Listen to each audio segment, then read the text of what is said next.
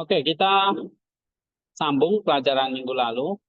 Nah, sebenarnya saya mau ngajar, coba kita akan ambil materi yang lain ya. Misalnya dari E prime, ini ada kidung dia tentang Firdaus.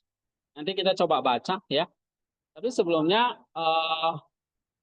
kita coba baca beberapa ini ya, kutipan-kutipan atau tulisan-tulisan dari Saint Maximus tentang filokalia ya.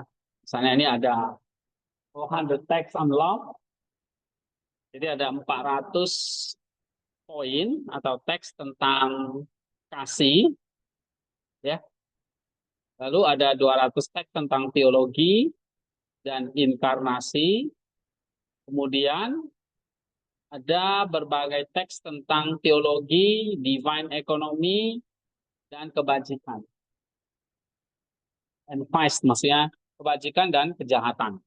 Nah ini, dan satu lagi ada The Ascetic of Life. Ya, ini. Dari Saint Maximus. Nah beberapa minggu ke depan kita mau baca ya beberapa teks tentang Maximus seperti di awal perkuliahan yang pernah saya katakan, kita mau belajar-belajar tentang Maximus ini ya. Nah, beberapa minggu kemarin kan kita sudah banyak bahas tentang teologinya, ya, spiritualitasnya, misalnya tentang praksis teoria teologia. Ini jangan lupa 3 jalan spiritual, oke, praksis, tahap pemurnian, teoria, ini tahap kontemplasi atau pencerahan melihat, ya, dan terakhir teologia, ini tahap satuan atau teosis. Nah, kita lihat contohnya, misalnya kan yang pernah saya bagikan itu baca kisah orang kudus, ya kan? Nah, yang saya sering share di ini hari ini kalian bisa buka ya. Nah, misalnya Saint Ignatius dari Kaukasus ya, namanya Brand-Kaninov, nama baptisnya Ignatius. Nah, kalau setelah kamu baca, bikin refleksi. Refleksinya praksis, teoria, teologianya. Ya. Nah, coba ini kita ingat lagi.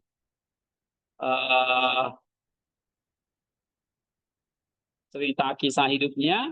Nah, nanti kamu lihat bagaimana cara buat refleksinya ya. Nah, nanti setelah itu kita coba baca beberapa ini ya, Century and Love. Misalnya nih, kasih tidak dapat tercapai jika kita tidak menyingkirkan hal-hal duniawi. Sebab hal-hal duniawi itu mengotori jiwa kita. Jadi kita nggak bisa melakukan kasih kalau kita belum menyingkirkan hal-hal duniawi di dalam praksis kan. Nah, sedangkan kasih itu menguduskannya. Nah, baca seperti ini loh. Pikiran-pikiran dia yang sangat bagus ini. Ya. Oke, tapi kita coba ini lihat dulu. Santo Ignatius Brand-Kaninov lahir pada tahun 1807 di keluarga bangsawan di Rusia. Di masa muda, ia belajar di sekolah militer teknik di Saint Petersburg, di mana ia menunjukkan bakat luar biasa. Jadi masa mudanya, ini orang yang sangat berbakat di dalam militer, ya. Tapi dia merasa terpanggil untuk kehidupan monastik, kehidupan biara. Oke. Setelah lulus, dia menolak tawaran karir cemerlang dan mengasingkan diri ke biara, mengambil tonsur. Tonsur artinya dibaptis jadi biara ya. Jadi biarawan dengan nama Ignatius. Karena kebajikan dan pengetahuan yang mendalam tentang tulisan para bapak gereja, dia diangkat menjadi abbas, maksudnya kepala gereja gitu ya. Dan kemudian jadi uskup di Kaukasus dan Stavropol. Sebagai uskup, dia dengan gigih memberantas penyalahgunaan, membela iman ortodoks, dan memperbarui kehidupan rohani umatnya. Dia menulis banyak karya rohani yang luar biasa. terutama di arena, ya. Ini judulnya di arena atau medan pertempuran rohani, yang mengajarkan doa batin ini, doa Yesus ini, dan perjuangan melawan nafsu.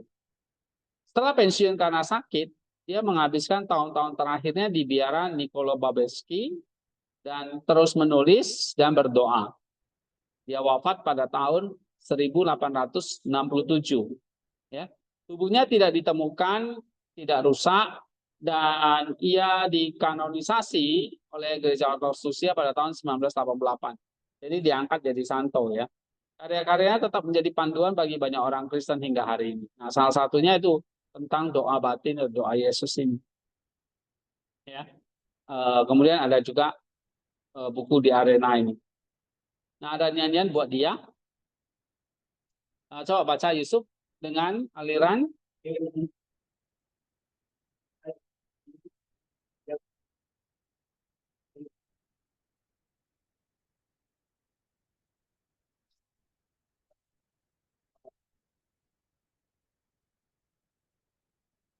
Hmm.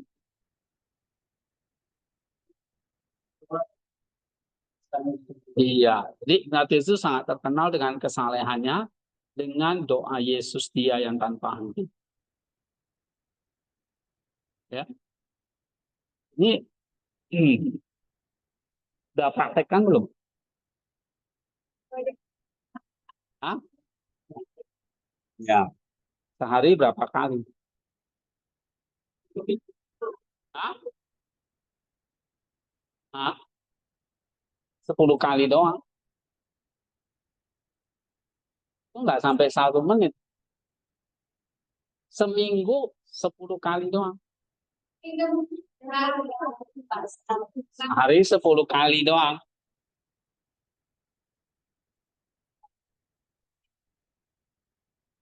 Coba gimana doanya?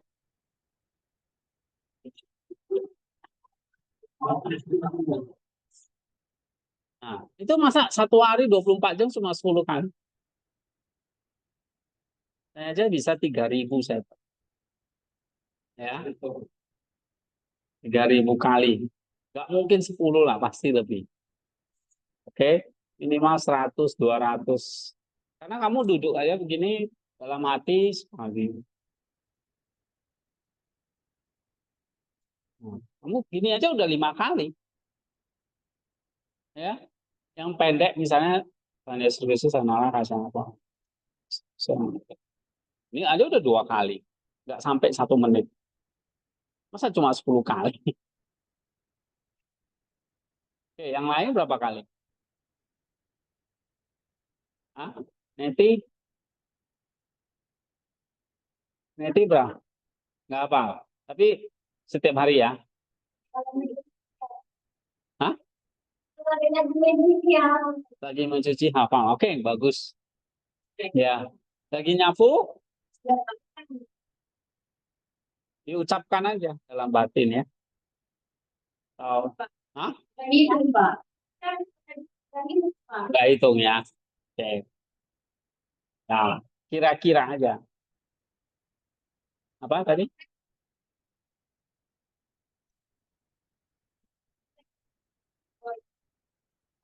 Hmm.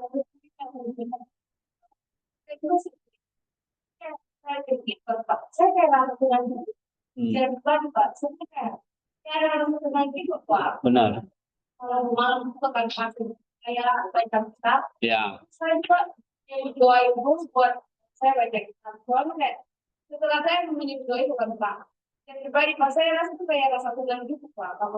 Rasa tenang ya. Good. Dalam, ya itu benar ya. Jadi kadang kita dengan banyak pikiran kita, kemampuan kita ya pasrahkan gitu sama. Ya. Nah ini seperti contoh Ignatius ini, ya. Lihat tuh, misalnya nih,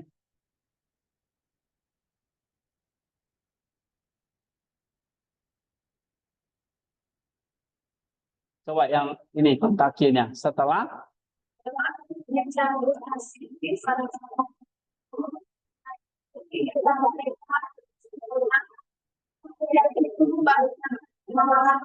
Ya.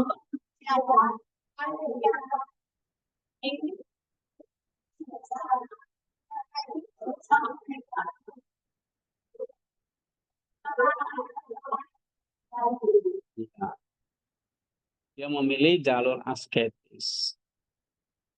Ya, tulisan-tulisannya itu mengandung Allah. Engkau mengairi hati yang haus akan kesalehan.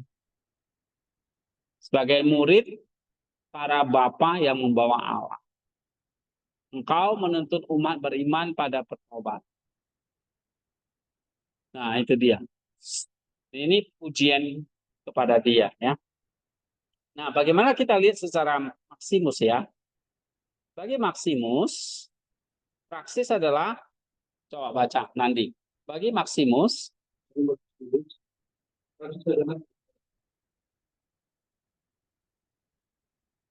ya, cinta dia, yang dari praksis ini tidak hanya di dalam puasa, doa dan perkataan, tapi juga melalui aktivitas intelektual dan pastoral yang intens. Jadi praksisnya Ignatius ini apa? Dia kehidupan asketik dibiarkan kan? Ya pasti ada puasa, ada doa, ada ketaatan, dan ini juga menulis. Ya kan? Dia menulis aktivitas intelektual ini. Terus ia meninggalkan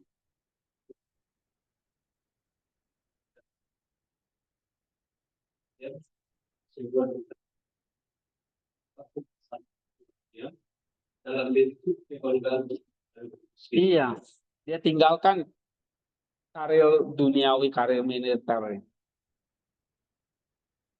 Dia nggak jadi masuk jadi tentara seperti Naudi ini ya. Oke, tapi mengasingkan diri ke biara, ya, nah, menolak segala bentuk kesombongan dan ambisi. Kemudian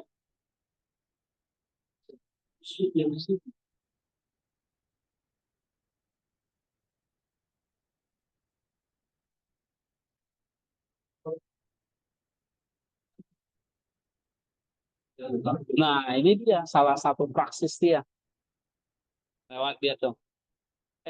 Dia berjuang dua ya. Dia menulis itu orang-orang dan orang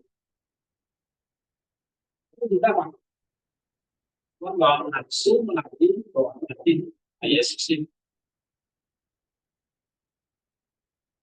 Jadi kalau kamu timbul apa ya, nafsu yang dosa, kamu lawan dengan apa? Apa? Ya Yesus.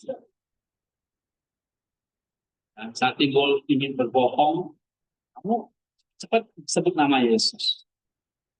Kan ampunilah aku para berdosa. Yesus Kristus adalah kasihanilah aku. Nah, begitu. Ya, sana timbul keinginan nafsu apapun lah. Misalnya bohong, mencuri, apa ya, marah dan sebagainya. Nah, bisa melawan dengan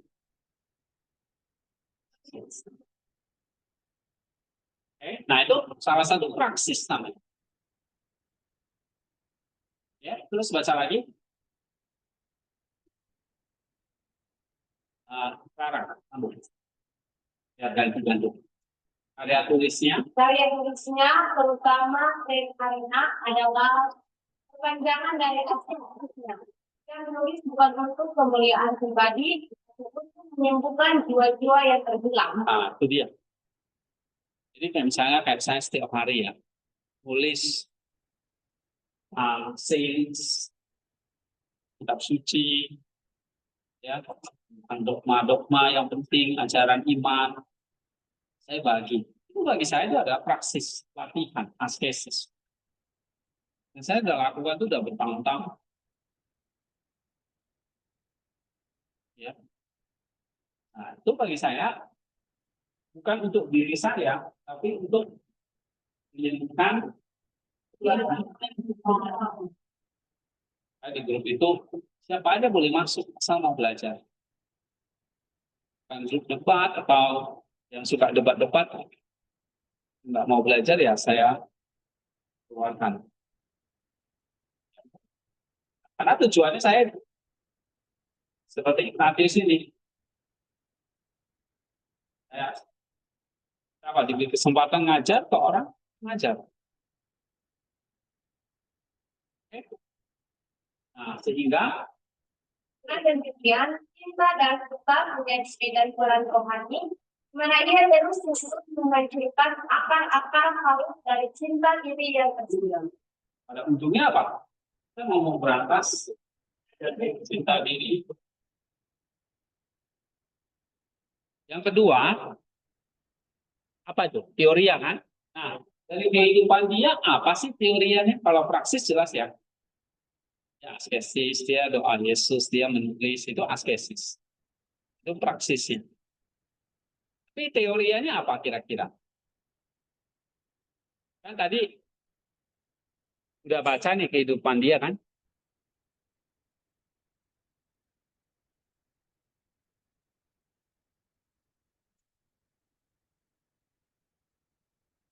Apa teorianya kira-kira?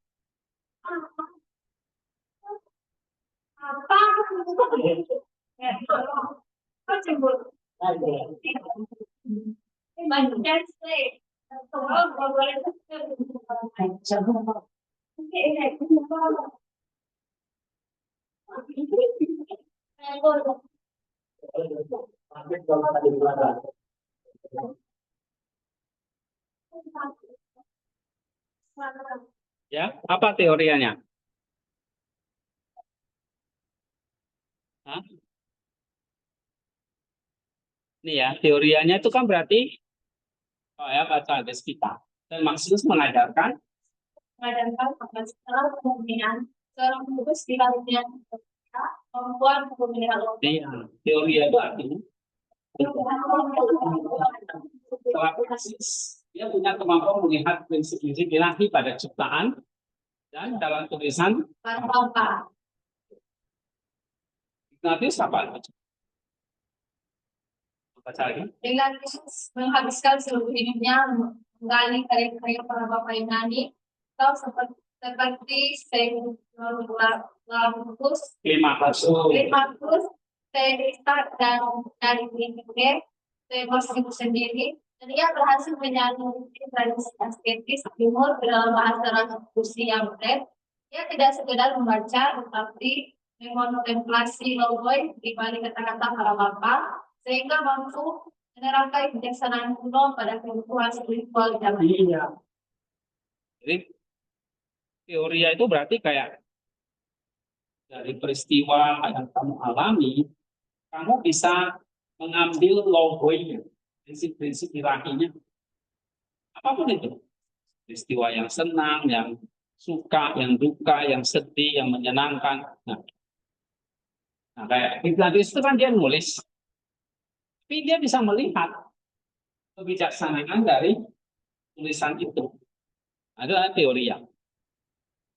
Kamu belajar teologi, kamu belajar apa lagi di sini? Macam-macam ilmu kan. Nah, tapi kamu bisa melihat apa? Logoi, iya. Kamu baca Alkitab, kamu bisa mengontemplasi logoi di balik kata-kata dari Alkitab itu. Sama seperti Ignatius ini. Terus? Lebih jauh dia dikaruniai doa akan jiwa manusia. Ya. Dia mampu mendiagnosis penyakit rohani dengan kejelasan seperti aliran sepeda melalui perilakuannya. Dia adalah seorang strategis atau penadu rohani. Dia melihat logos setiap orang yang datang kepadanya. Setiap orang yang curhat, cerita kepada dia bisa mendiagnosis kamu sedang mengalami apa dan sebagainya. Nah, itu teori dia, ya. Terus kelemahan, hasrat, dan potensi mereka untuk bersatu dengan Allah. Dengan demikian, misalnya menjadi cermin di mana orang-orang sejamannya dapat melihat diri mereka sendiri dan memulai pertobatan. Iya. Ini penting ya, jadi seorang hamba Tuhan itu nanti kalau kamu punya teori ya, kamu punya kepekaan terhadap seseorang.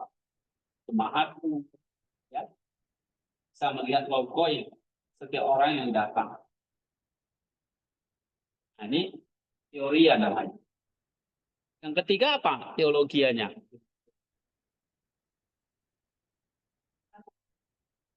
Teologia. Coba baca. Jadi, puncak. Tidak dari seluruh perjalanan rohani dalam Maximus adalah teologia. Ya. Partisipasi nyata dalam kehidupan spiritual melalui teologi. Nah, itu teologianya. Ya. Terus? Ignatius mencapai tahap ini bukan melalui mujizat yang spektakuler, tapi melalui doa tanpa inti yang menjadi nama. Ya, apa itu doa tanpa inti? Ini doa Yesus. Doa Yesus. Ya. Situlah dia terus melakukan sampai dia mencapai teologi. Teologi itu paling tinggi. Teologi itu cuma bukan buku-buku pelajaran. Jurusan apa kamu? Jurusan teologi. Bukan nama jurusan gitu. Ya. Tapi teologi ini yang sebenarnya apa? Kamu mencapai namanya partisipasi.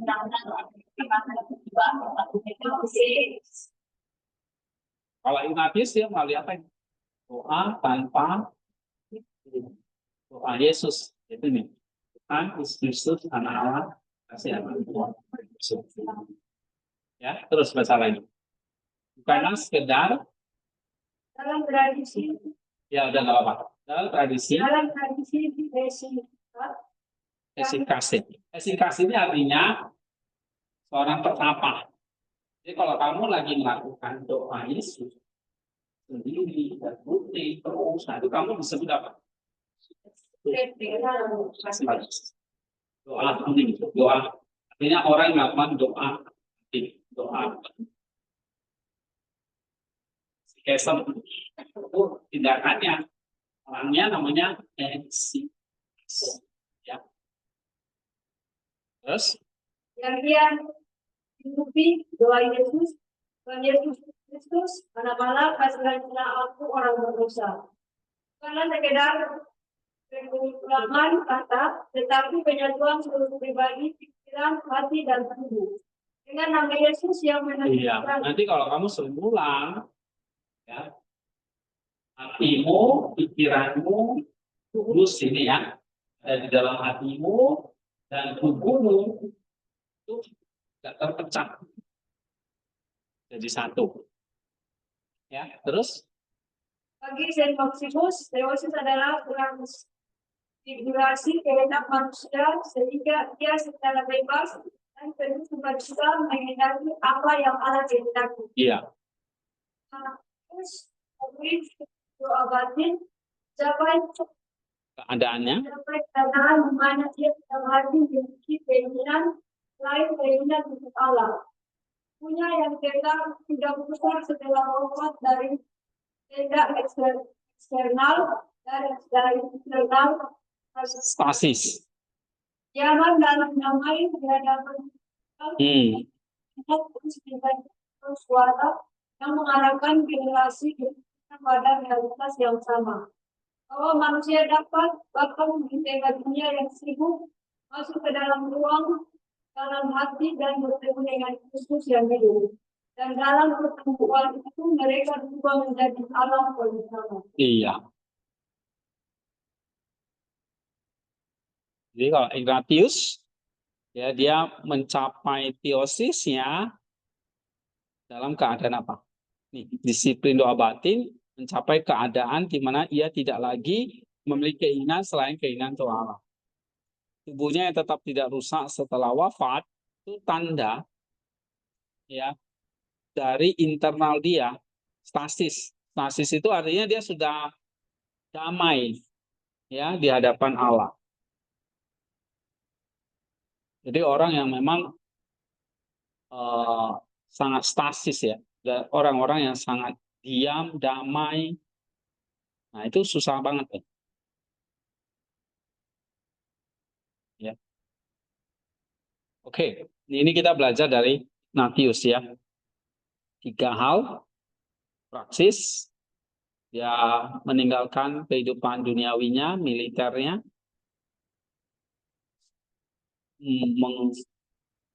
melawan cinta diri, ya dengan kehidupan biara, doa puja Yesus. Kemudian teorianya, ya bisa melihat logoi dalam setiap kehidupan dia, dan akhirnya dia mencapai teosis. Ya. Oke, coba